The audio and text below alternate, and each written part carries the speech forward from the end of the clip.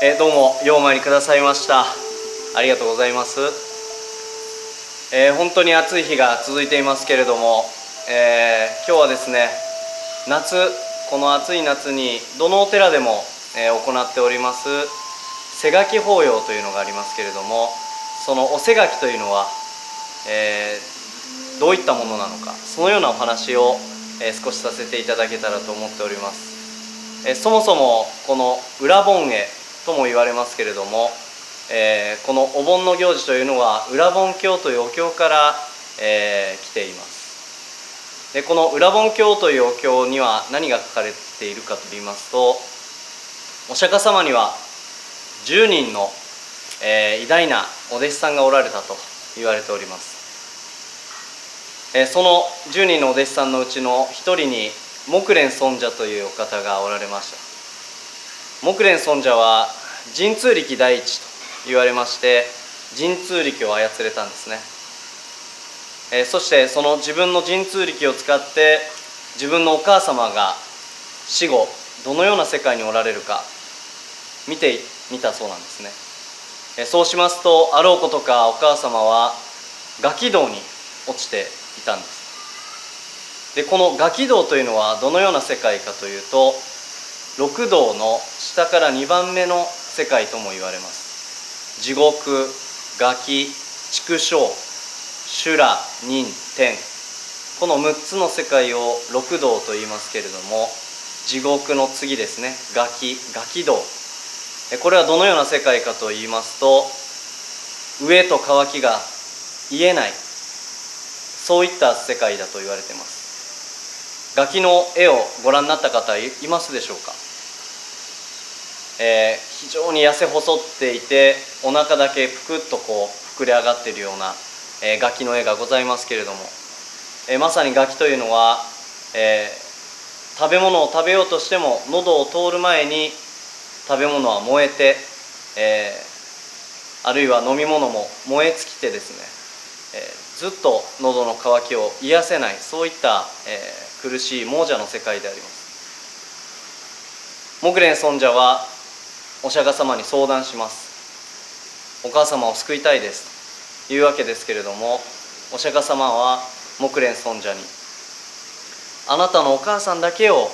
救おうとしてはいけません。あらゆる人、あらゆる餓鬼に苦しんでいる者たちにも供養を施さなければいけないとおっしゃいます。木蓮尊者のお母様はなぜ餓鬼道に落ちてしまったか。それは生前木蓮尊者を愛おしく可愛がるばかりにですね、木蓮尊者だけに愛情を込めて、他の人を顧みなかっ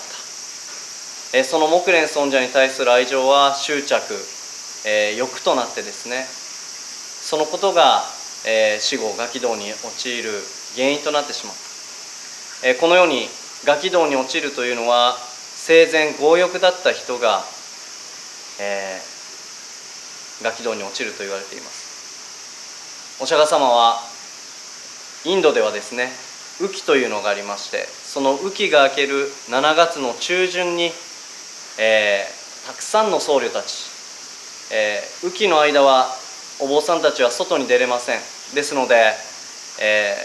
托鉢などができませんので、精舎と言われる、今でいうお寺ですね、お寺にこもって、修行されています。その修行が明ける7月の中旬に、たくさんのその僧侶たちに、お供え物をして、ご供養しなさい。そのご供養した功徳によって、お母様は救われるだろうとおっしゃったんですね。木蓮尊者はその教えの通りにたくさんの食べ物、穀物を用意して、お坊さんにご供養し、そしてその功徳によってお母様を救われた。ですので、お母様を救われたということで、この背書きというのは、先祖供養ですね、亡くなった方のご供養とこう結びついていくわけですけれども、その餓鬼を供養する、餓鬼に施すということが、この背書きの大事な意味であります。でこの背書きにはですね、この先祖供養ともう一つ大事な意味があるんではないかなと私は思っております。先ほども言いましたけれども、生前強欲だった人が餓鬼道に落ちてしまうわけです。ですので餓鬼道に陥らないためには、我々がその欲望を抑えなければいけない。三毒の一番最初ですね、貪瞋痴という、一番悪い煩悩の一番最初に出てくる貪という貪りという煩悩が、一番厄介なものだと思います。この欲望は何が厄介かというとですね、この貪りという煩悩、一種の病気にかかってしまいますと、自覚症状がないんですね。自分が今強欲になっているな、どんどん欲望が強くなってきているなというのが自分で分かればいいんですけれども、なかなか自分が欲深くなっているということに気づきにくいんですね。そして一度その欲望に取りつかれてしまえば、その欲はどんどん増